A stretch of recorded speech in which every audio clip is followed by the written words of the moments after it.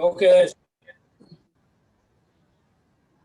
On that note, I see it being 6 o'clock. I'd like to call the special meeting of the Township of McNabb Braeside Council for Tuesday, July 27th to order. Are there any disclosure of pecuniary interest in the general nature thereof? no, sir. Seeing none, I need a mover and seconder for the adoption of the agenda, please. Councillor Broom, Councillor Lang, all in favor as it's presented. It's carried. Thank you. Item 4, special meeting notice dated July 19th, 2021. Deputy Clerk, can you read the notice, please? Yep. Township of McNabb Braeside, notice of special meeting Tuesday, July 27th, 2021, 6 o'clock p.m. Please access the meeting electronically or by calling the phone numbers as noted. The special meeting will be for the purpose of reviewing and considering planning applications. This notice is given pursuant to section 238 2.1 of the Municipal Act 2001, signed by Lindsay Lee, CAO clerk, and dated at the Township of McNabb Braeside in the County of Renfrew on the 19th day of July 2021. Thank you. Perhaps Ms. Lee, in looking at the two items on the agenda with council's approval, could we switch 7.1 and 8.1? I do not believe that 8.1 will take much time and save. I would think maybe Miss Anglin, if she's here or on the video, waiting till we get to her agenda item. So a couple things. She's not on, but yes, we can move it with council's approval as long as you get a mover and seconder for 4.1 and pass that first. Go back to 4.1. Okay. Okay. So we already passed it though. The agenda is presented. So 4.1 is the special meeting notice. I need a mover and seconder. Oh, okay. Councillor Broom, Councillor Jacob. So does council have an objection to switching 7.1 and 8.1? Seeing none, all in favor? Carried. Thank you. So we move on to item 8.1 under bylaws.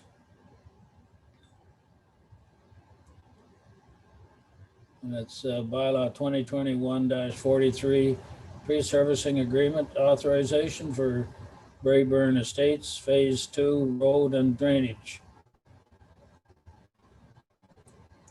The bylaw should be on your screens or there for you to read. Is there any question or comment on the bylaw?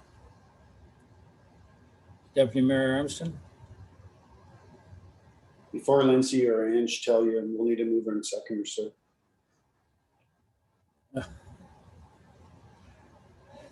Okay, it's been a while. Moved by Councillor Jacob, seconded by Deputy Mayor Armstrong. Sorry about that. Anybody have any questions or comments on the bylaw? I think I just comment, glad to see that moving forward. So if there's no other comments, I'll call for the vote. All in favor of the bylaw as presented. That is carried. Thank you. Now, mover and second over 7.1. Applicant owner 2325388 Ontario Inc. Evans McNabb 118 Jackson Lane, Campbell Drive. Moved by Councillor Lang, second by Councillor Broom.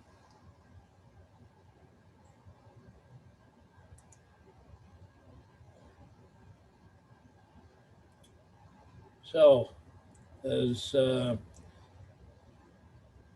council first before I go on. Does council have any questions or comments on the site plan agreement draft that has been presented there? Any particular questions?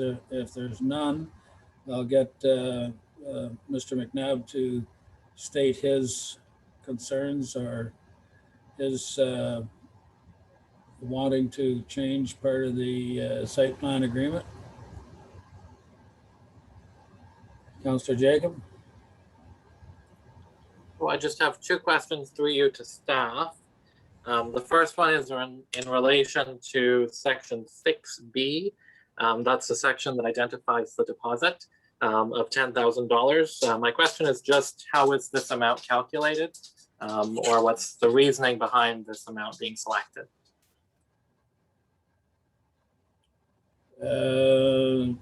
Deputy Clerk, please.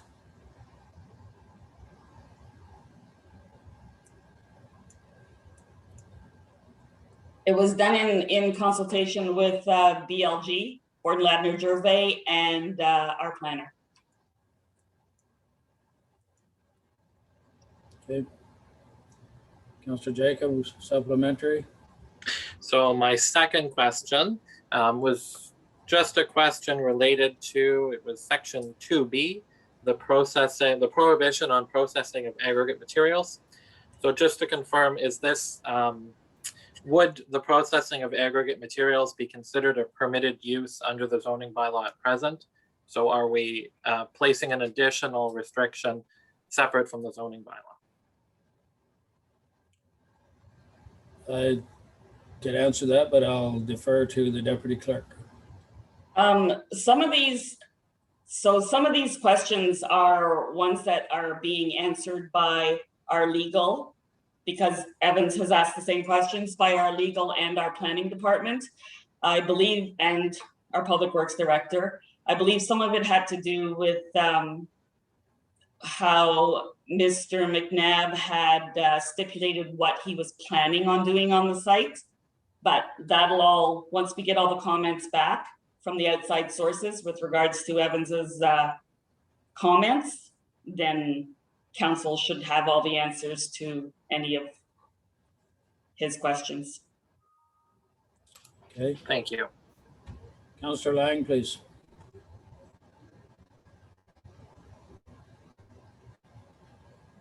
You're on mute, Heather. Okay, I have a couple of comments. So one comment is it appears twice. So in let's see, section 3H and section 8K, there's a statement about debris and mud on the site, and then there's also a mention on mud and debris in the Schedule D, number 7. I think the last sentence of Schedule D, number 7, the owner shall also keep clear and free of obstructions, dirt, mud, and other debris, all township streets used during the undertaking of any current or future work. I find that more clear, far more clearer than the other two statements. And I'm wondering if there's a comment about that from our deputy clerk. Thank you. Deputy Clerk, please.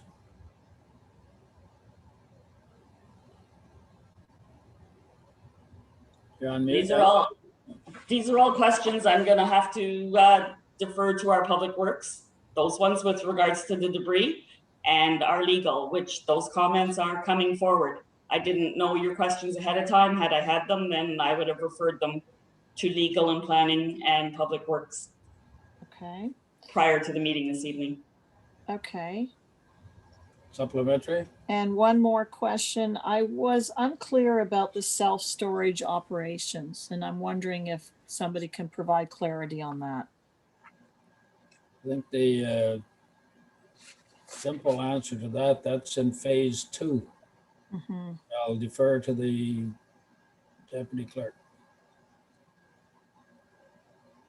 We don't exactly know what the plans are yet for phase 2. He's got a lot of proposed. I don't know whether it's 5 years down the road, 10 years down the road. That's something that Mr. McNabb's gonna have to clarify for us when he plans on doing phase 2. Okay. All right, thank you. Any other questions or comments? Councillor Broom? I just have one with, whenever it says aggregates, does that include topsoil? Because a lot of construction companies haul back into their yard and screen on yard. So, you know, that's just something that everybody does. I just want to, you know, does it mean like extracting rocks and actually crushing, or does it include the topsoil end of it?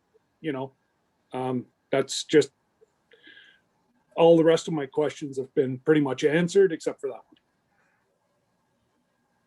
Thank you. I think I'll defer to Deputy Clerk. Well, again, Mr. McNabb has advised us he's not processing anything on site. He's basically using it as a store, as he's dropping things off and then selling them off site. So that's why we're trying to get the site plan, as to find out exactly what he plans on doing on the site. Thank you, Andrew. And I'll make a comment, Deputy Clerk, please correct me if I'm wrong on this. If there is in the future going to be any aggregate work done in that area, would then, when Mr. McNabb, if he decides to go that route, he would have to come back to the township and approach the township with a new request that aggregate work he would like to start doing aggregate work on site? Depending on what we write into what gets written into the agreement as to what his plans are, if he plans on processing on site, then he would have to get an amendment to the agreement. Thank you. That's what I was, if he doesn't have any plan to process at this point, say 5 years down the road, if he decides he wants to start processing something, he would have to come back for an amendment. Is that correct? That's correct. There is a clause in the agreement, unless council wishes to remove it, that if they're minor adjustments, that the CAO can approve them. Like somewhere towards the end of the agreement, but if it's anything major, then it has to come back to council. Thank you. Any other questions or comments? Is Mr. McNabb on site to ask if he would have some comments for us to hear in regards to the site at this time?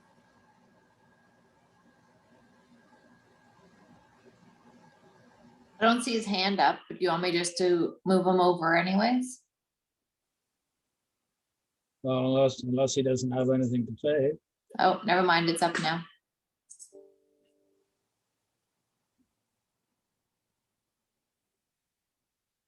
Are you guys able to see me? Can't see you, but we can hear you. Oh, okay. I'm just having some trouble getting the video up here. Is there any tricks to get me up there? A little video camera-like thing down in the bottom left corner. Is there a red line through it? I'm able to see all of you guys. I'm not able to bring myself up. Ms. Lee, is there anything you can suggest? Nope. Okay. Well, I can provide some clarity to any questions that you guys have. I could certainly address all those things. So if you want to re-ask them, I can answer them. Well, you were listening to the comments and stuff there. Is there anything that was stated that you could provide clarity on, or? Just the processing aspect of it. Processing is a pretty open-ended term. And just to be clear, like, it's our intent to bring in materials and sort them, process them, move them with our screening plant, which will be there intermittently. And Tom, I showed you that when you and I were on site there. So yes, I would be doing that, but not all the time. It would just be on an as required basis. So essentially the same thing that the gentleman is doing on the way into Jackson Lane on the right-hand side. The old Tropicana pool spot. So it kind of goes with part of our platform, and I'd equate it to, you know, we take material and we take the different things out of the material. So it's like a lumber yard. If I had a 16-footer and I wanted an 8-footer, I'd just cut it in half. So we're doing the same things with sand and gravel and topsoil and whatever it may be. And there will be no crushing on site. With crushing, an ECA is required, so that will not happen at that site. But screening you can do essentially anywhere. So I hope that helps provide some clarity. I don't think, I think that's actually what was, I'll speak for myself, was in the back of my mind, that screening and the work that you've described, there shouldn't be any problem with. However, if we started,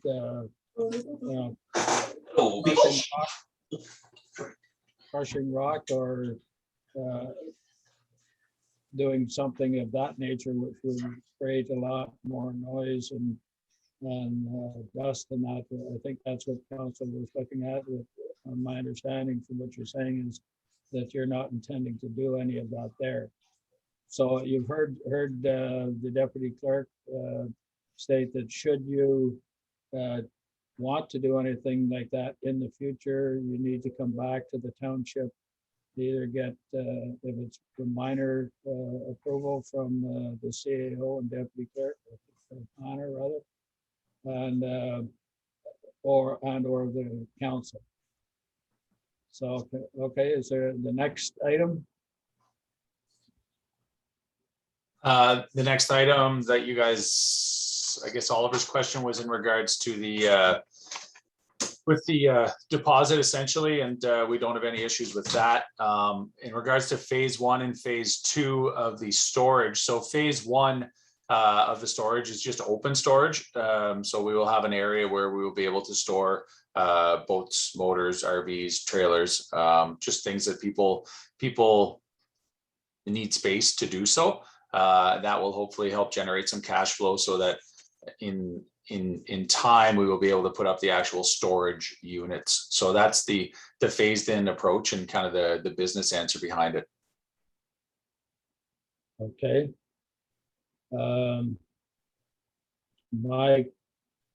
I have a question to you then. In my mind, you would have to separate the two operations with a fence or some kind of structure. And I saw in your desires to change the site plan where it said that along with fence, you said and barriers, but the definition of fence also includes a barrier. So I just to the point that there, in my opinion, there should be something separating, even if you're storing bolts or trailers or whatever, should be something separating that area from the area that your heavy equipment and storage is going to proceed. Most definitely for liability problems that could arise, should either somebody with pulling a trailer hit or get stuck or something in your equipment, and also vice versa, if your equipment moving around damages one of the items being stored there. Do you agree or disagree with that opinion? I agree with you on that one, Tom, which kind of leads to my next point or question is that I think it's important that we have the second entrance off of Pine Grove Road to allow for people bringing in their boats or trailers or whatever, and then that way they're not coming off the Jackson Lane entrance. So that will help separate the flows of traffic, and both those things are indicated in the site plan. So yeah, it's our intent to separate those areas, whether it's with a fence or some mechanism that separates the two uses of the property, if you will. Thank you. Any, no, Councillor Jacob has a question. So just a question through you, Mr. Mayor, to Mr. McNabb. Just in relation to that separation piece between phase 1 and phase 2, you mentioned that the idea with phase 1 is an open storage area for boats, motors, RVs, and other similar items. So at that point, would the entrance on Jackson Lane be being used for both purposes until phase 2 construction actually commences? Or is there a desire that the Pine Grove Road entrance be permitted in the very near future? Just to bounce back to the phase 1 and phase 2. So the storage will all occur on the phase 2 part of the plan. And the phase 1 part is to do the open storage, and the phase 2 part on phase 2, I hope that doesn't complicate it, is to do the storage units. So I think it would be in everyone's best interest if we could get that laneway in off of Pine Grove to allow for people to do their storage. And then that way, essentially there'll be a dividing line in between, I'm going to call it phase 1 and phase 2 as it's indicated on the site plan. Does that make it clearer, Oliver? Councillor Jacob? So it does in a way. My confusion comes when looking at the site plan and the landscape drawings.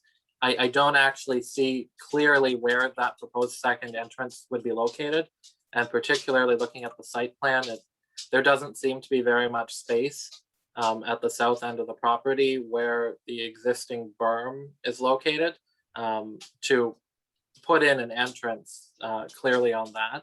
I do note in the small sketch that shows a larger part of the site, there is a notation for future entrance farther over than where the self-storage is located. So I'm just wondering with that piece, particularly because right now we're considering phase 1, and based on this site plan, I don't clearly see where that second entrance is located. The second entrance is located, if you look, it says match line and it shows the future entrance. So the second entrance is on what's labeled as phase 2 of the project.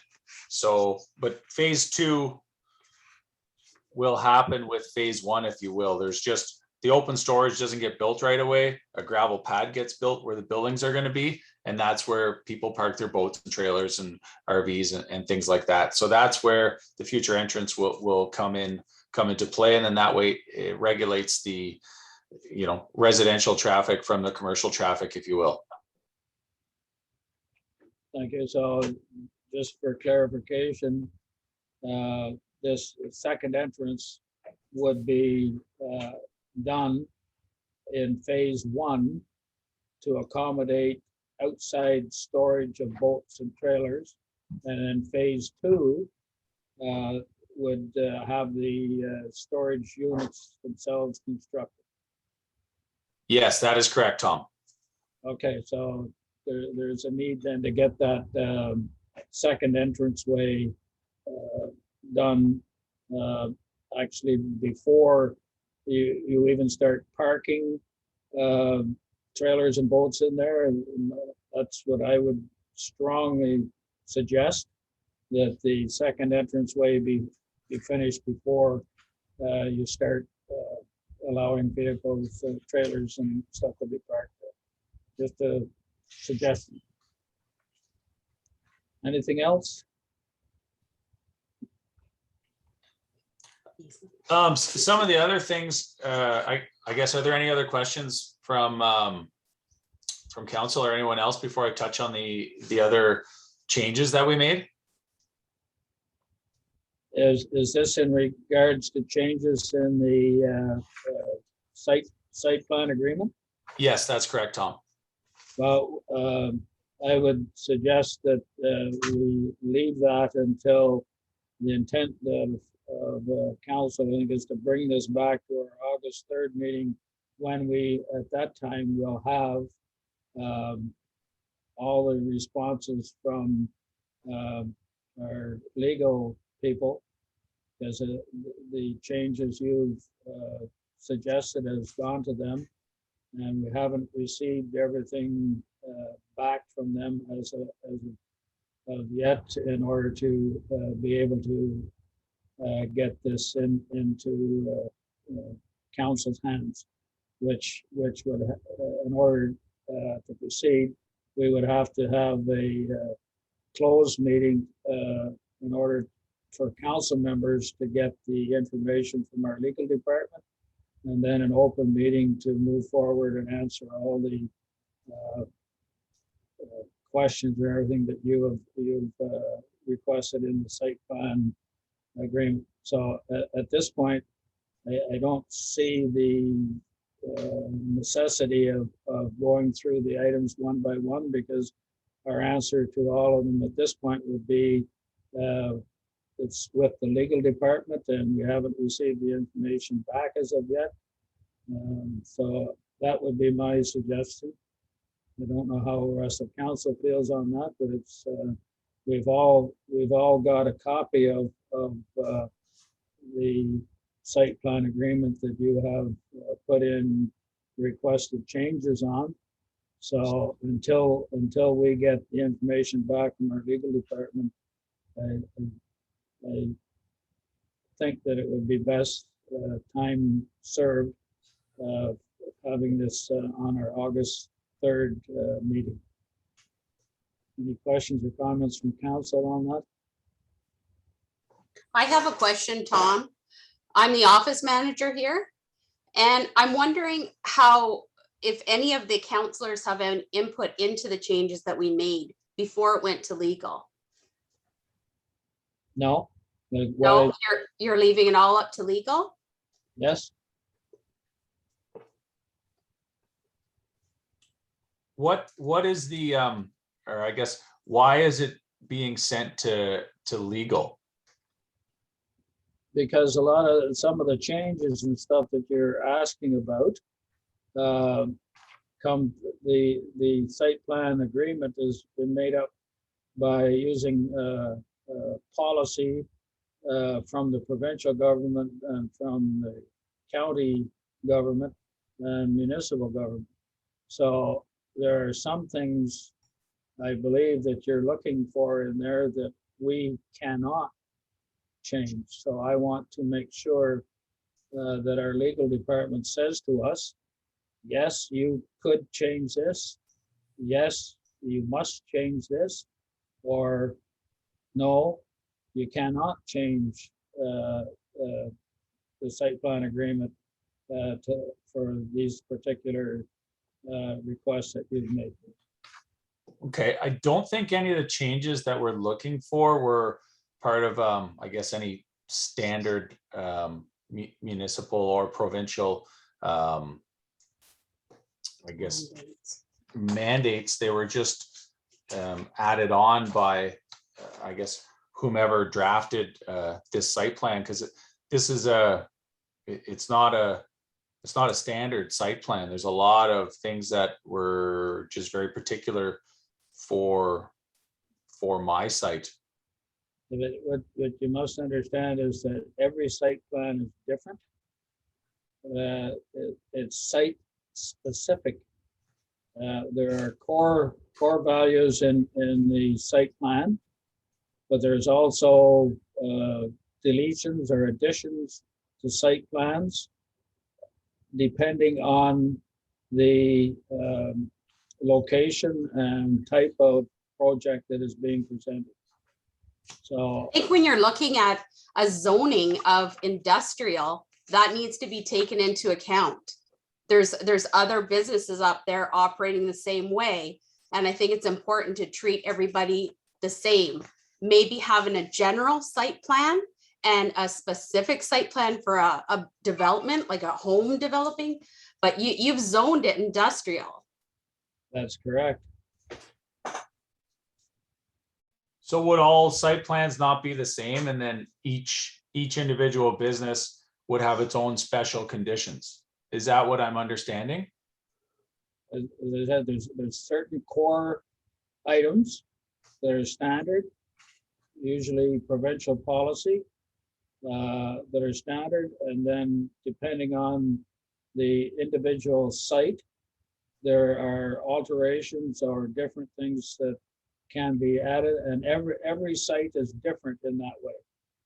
So I'm just assuming that every site in the identified business park would have the same identical site plan, because the zoning is the same and pertains to all those parcels, but each one would have special conditions depending on what the owner is using the property for. That would sound very sensible, but what has happened over the years is I think you're quite aware, especially provincial policy changes on a regular basis. Like every few months, there are in areas of construction, especially there's provincial policy changes. So what happened 20 years ago or 25 years ago has no bearing anymore.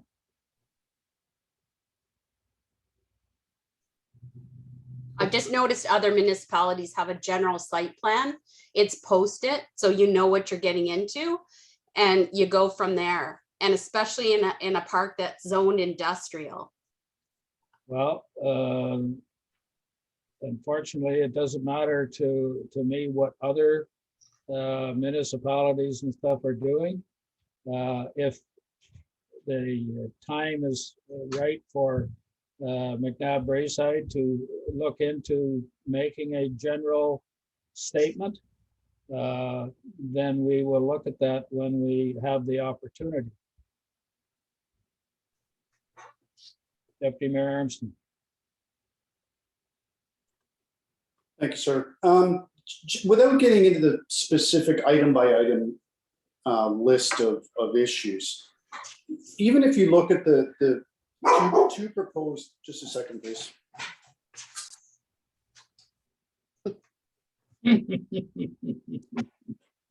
Sorry about that. Even the two proposed uses of this space, right? You've got storage facility on one side, you've got, I'll call it an aggregate business on the other. If we were talking about only a storage facility up in the industrial park, there would be a certain set of parameters and concerns for the municipality on the best interest of the taxpayer. So clauses such as processing of aggregate wouldn't be in that, because there's no plan to process aggregate in a storage facility. So there's no need for it there. But on the other side of the property, you do have that concern. So on that side, yes, we need to put certain provisions in place to make sure that whatever is being done on that side of the property is done within the regulations and in the best interest of the taxpayer.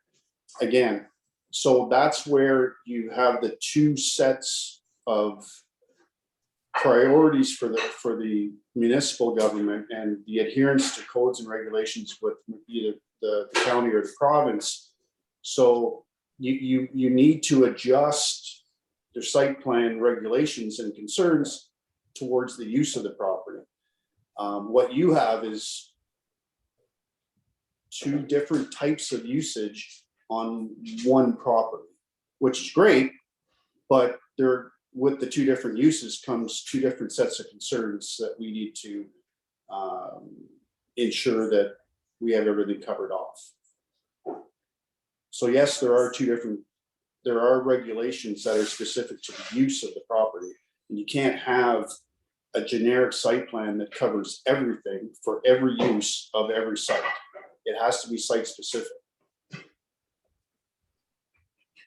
Thank Are you guys still able to hear me? Yes. Yep.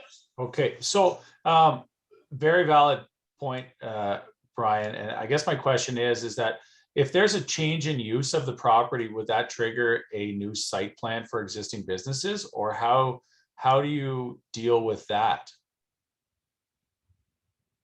It would, Brian, you wanna? Well, I'm certainly not a subject matter expert, so I'd have to refer back to probably Angela on that, but my assumption would be, well, I don't even want to make an assumption, so I'd have to revert back to Angela on that one. Usually, a change in use permit is triggered with Chris Farican when something changes on the site, and then he does a change of use permit, and that's when he would say a new site plan is required because what I have on file doesn't fit anymore. So, Okay. so if, I'm just trying to get this clear in my head. So if all the properties are governed by the zoning bylaws, which indicates what you can and cannot do on the property. And each independent property owner does different things, and their site plans should be subject to what they're doing on it.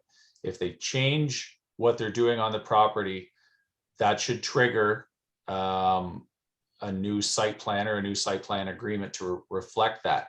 What mechanism is in place when that doesn't happen and there has been a change of use on various properties?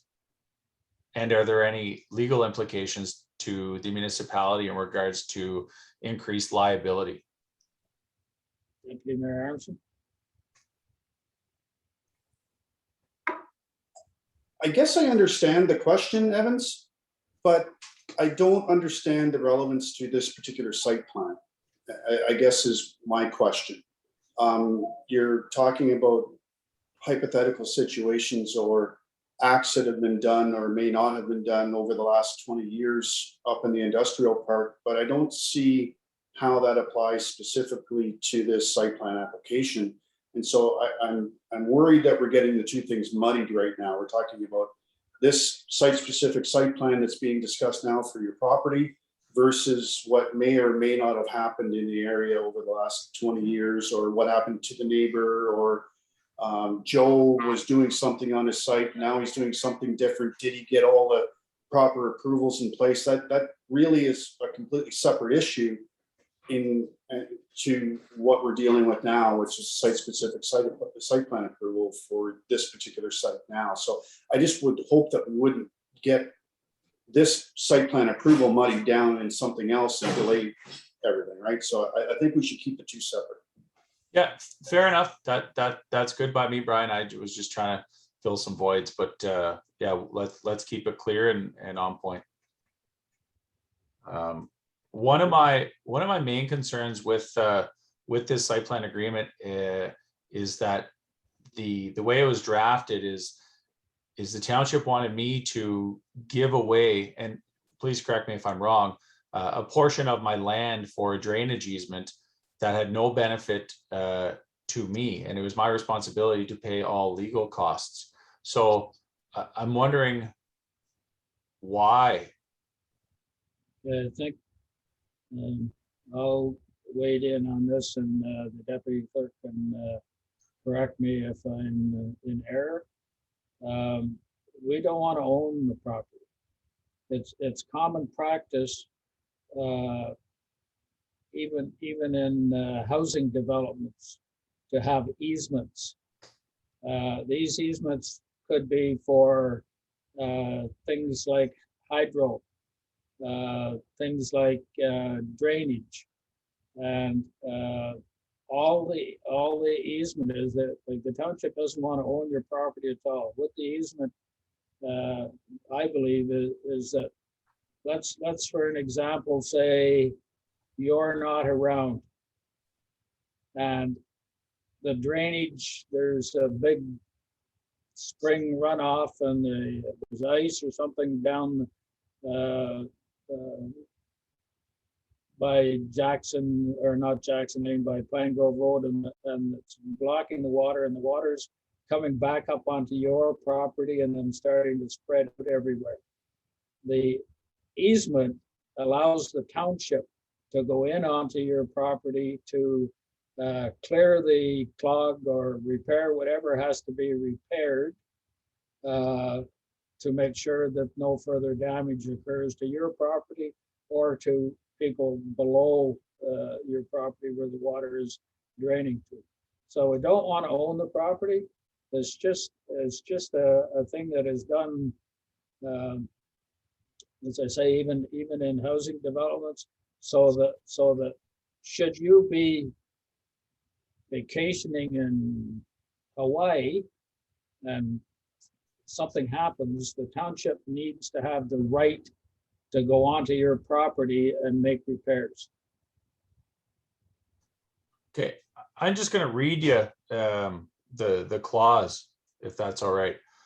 It says, Yep. upon registration of this agreement, the owner shall, at the owner's sole cost and expense, grant, transfer, and convey a drainage easement over Part West Lot Half.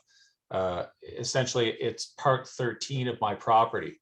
So the way I understand that is that I have to pay, and I actually am giving you an identified parcel of my land for a drainage easement, which does not go to any municipal property. It goes to another private person's property, and their water does not go onto that property which I own.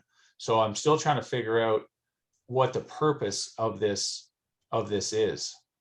Well, grant and convey is not grant and convey ownership, it's grant and convey the right to the township to enter onto your property to make repairs in the case of an emergency.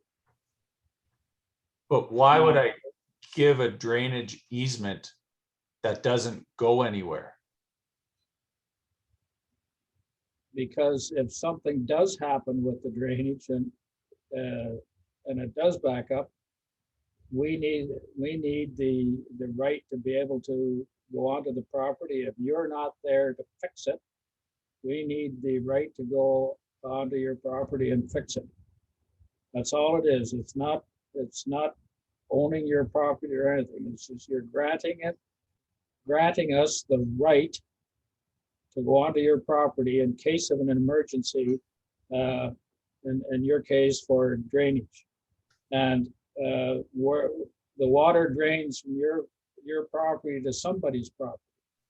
So, and the other thing is, if it was backing up into your property and eroding all your area and damaging your area, wouldn't you want somebody there to fix that so that you don't suffer a large loss and damages caused by the water?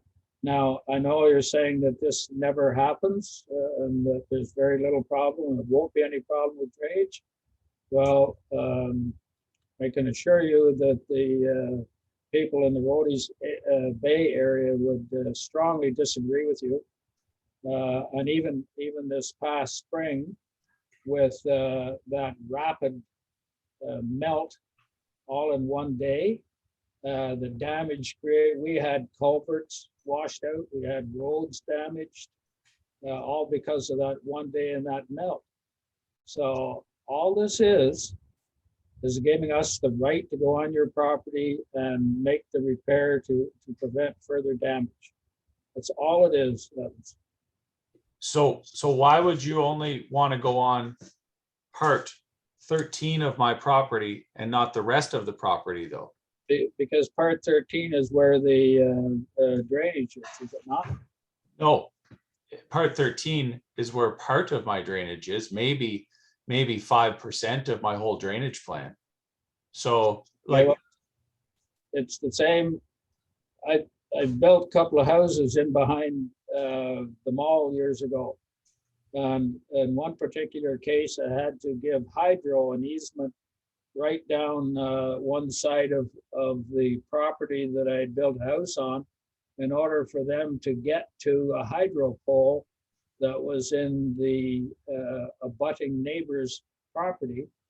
But they wanted the easement through my property at that time because it was a clear shot into where the hydro pole was in case something ever happened with it. So why it's just on that area, I don't know. And certainly don't want township staff roaming all over your property.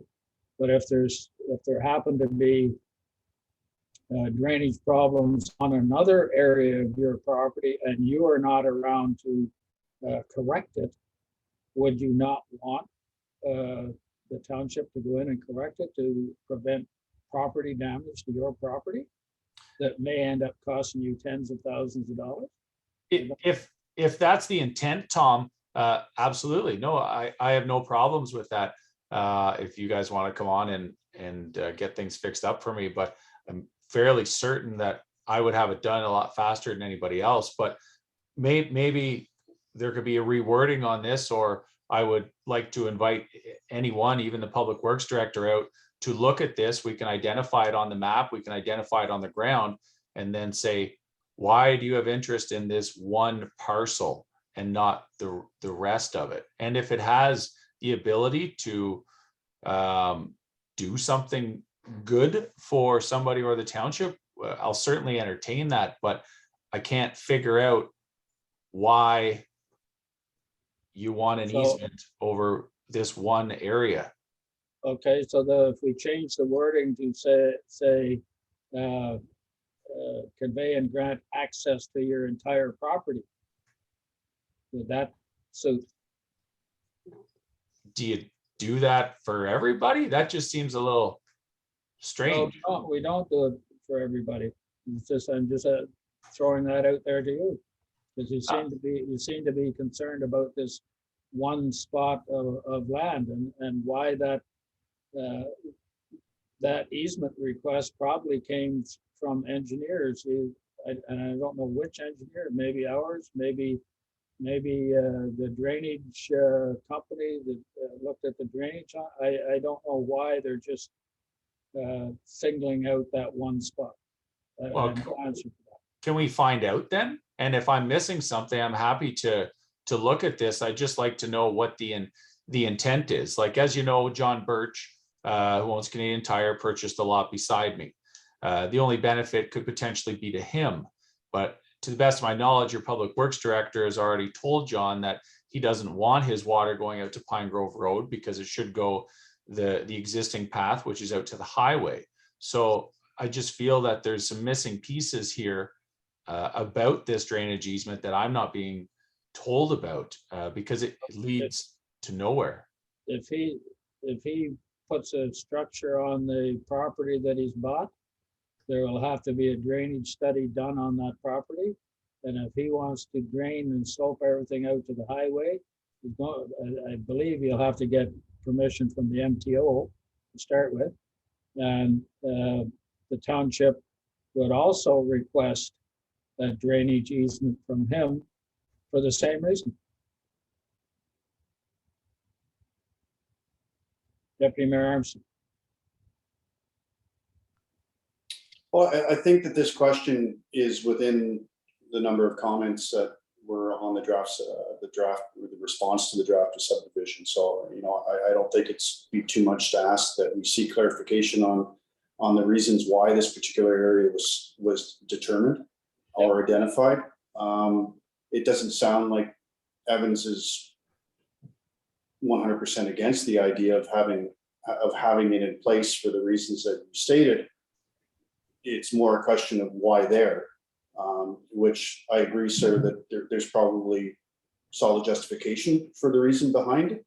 And it probably has to do with, the natural flow of the water or the way that the site is being altered. I don't know if it is or not. So there's probably a logical reason behind it. If we can just seek that clarification, then we can probably move on. Evans, is that easement area, is that the lowest area in your property? No, it's not at all the lowest. It's the area that butts up to an easement that the township purchased in 1988, which goes on Jackson Lane.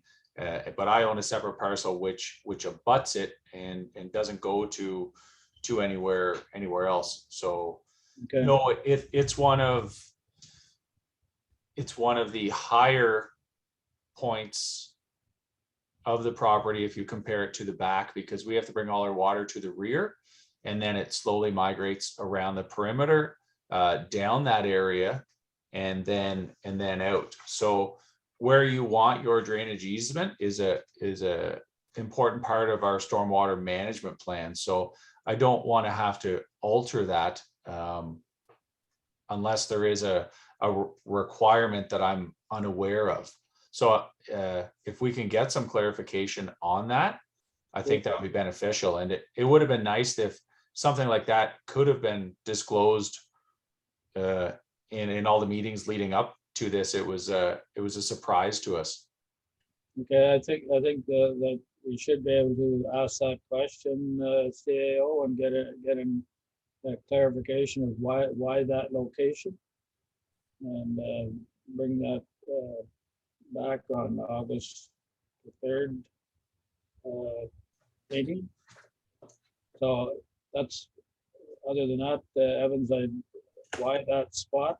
There must be a reason. If you say that it's not the lowest, but you have it where it's feeding from the back and it all eventually ends up in that area, then I can fully understand that that's the area of the outflow of water, and that's where the water would start to back up first. And I think that might be the reason for that area, but we'll ask the question and find out. Okay, that sounds good. So we will have, or I guess, will you guys have your information back from legal prior to the August 3rd meeting? My information is that it probably would be here by the end of the week. Okay, so then we could have an opportunity on the August 3rd meeting to move this forward if council sees fit. Well, I think I can speak for all of council and staff here. We want to have this done. It is dragged on way too long. Probably everybody involved has a certain responsibility for it being dragged on, but my choice is that August the 3rd. I would like to see that the last meeting that we have to move forward with this project and have it completely done. I agree. That sounds good to me. Would we be able to get the Public Works Director to sign off on the hydro? Hydro has had my money for almost a year now. I think we've addressed almost all of the concerns. We're at the finish line here, and I would really like to get my office set up at that site. So I wanted to see if we could have a discussion and a direction moving forward on that. The hydro pole is not on a site plan or anything, or any infrastructure that will be placed there is not going to be in the road for anything. And hydro has said that they've never seen this happen before. So I wanted to start that conversation. Well, the reason it hasn't been happening because you haven't fulfilled all your obligations in the site plan agreement. But now that a lot of the obligations have been fulfilled or worked on or moved forward with, I'll just put it out there to the CAO to speak with the Director of Public Works on this matter. Thank you. Anything else? Nothing for me, unless you guys have any other questions. I'm happy to answer, and I'm happy to meet anybody out on site if they want to look at the drainage easement or anything about the site. I'm very motivated to move this forward. I have Lisa jammed in this little old office here, and we'd like to get some better accommodations set up. Thank you. CAO, So is council directing staff to approve the hydro before the site plan is done? no. Okay, We Okay. can't, we I can't, just so I understood. Okay, we cannot do that. okay, But you need to speak to the director to find out about if the location and everything, I understand there's already a pad there.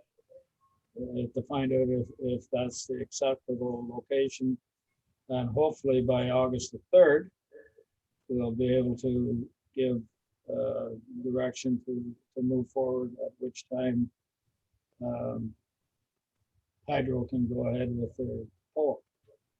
okay, because our understanding is the only holdup now is the site plan for approving the hydro. And a building permit to put the buildings on site, which hasn't been applied for yet either. So So without a building permit, we don't need hydro.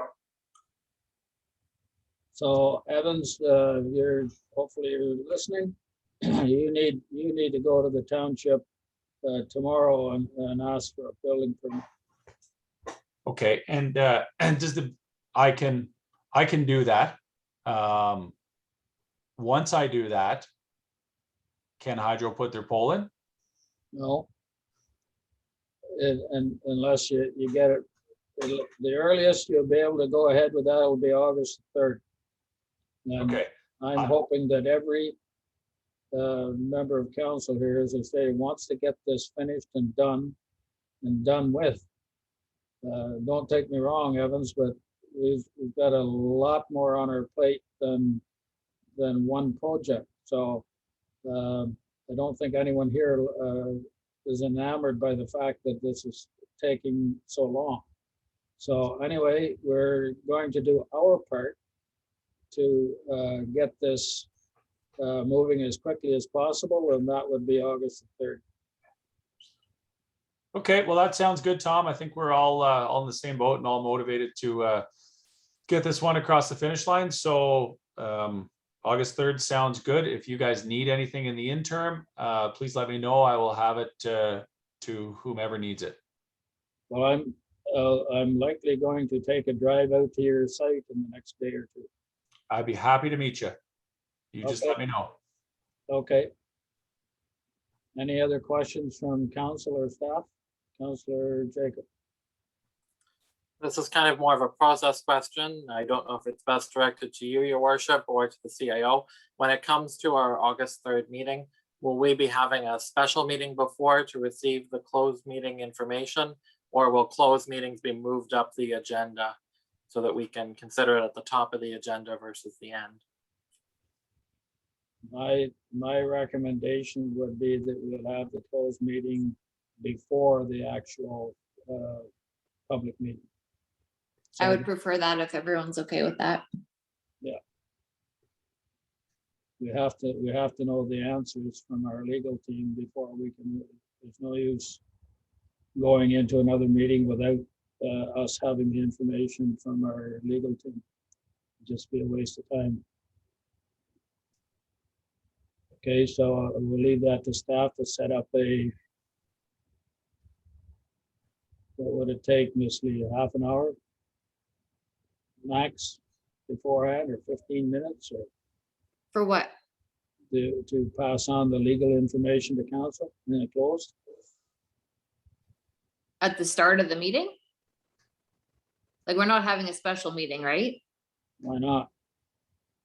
Because we don't need to. We can just move closed up in the agenda on the regular meeting.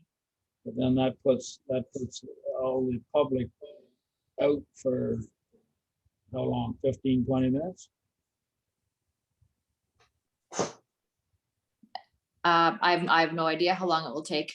It's a large document, so, That's what I'm afraid of. well, I would rather put the closed meeting right after delegations on the regular meeting. And then it just takes how long it takes. Because if we start it early and it takes longer, then we have to stop that meeting and open the new the regular meeting and Okay. Okay, so it'll be during the meeting then. Hopefully it won't be too long. Anything else? Saying nothing. Is there any other public that wish to ask a question this evening? No? nope, nobody else in there. So I need a mover and seconder for the confirmatory bylaw, please. Councillor Broom, Councillor Jacob, all in favor? It's carried. Thank you. Thanks, council. Thanks, staff.